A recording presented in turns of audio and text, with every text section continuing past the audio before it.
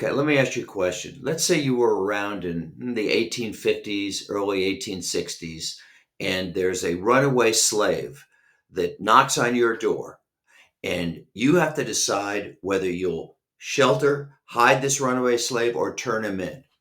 What would you do? Because the law would say you have to turn this slave in. Or how about this?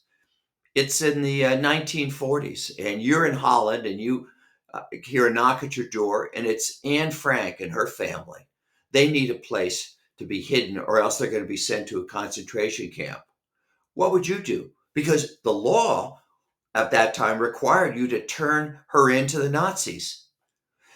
Okay, I got one more example. Last month, there was a kid named Emerson Calendars here in Cincinnati who had been a star soccer player, graduated from high school, no criminal background. He had been brought to this country by his parents at the age of 8 from Honduras. He had no say in coming here. But guess what? Last June 18th, they deported him. So, what about that? Let's say he knocked on your door and said, "Can I stay here because ICE is going to arrest me?" What would you do? You see, the question that I'm raising here is it always ethical to obey the law, especially if the law is an unjust law? I think we know the answer about the slavery issue, and I think we know the answer about the Holocaust.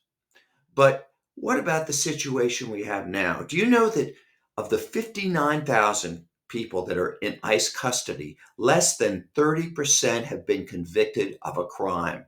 Many, the majority of people that are being deported, contrary to what President Trump likes to say, aren't gang members. They're not violent. They're people who just came here, and many of them have been working at jobs for years and obeying the laws. Not to mention kids like this Calandras kid who came here without even knowing that he was being brought here and who's never been back to Honduras, which, by the way, is a crime filled, gang ridden country.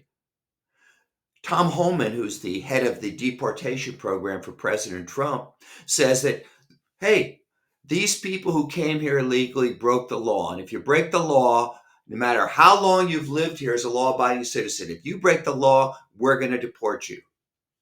Well, I'd ask him the question, is there a time when the right thing to do is to disobey an unjust law? I'm Phil Heimlich, and this is The Radical Middle.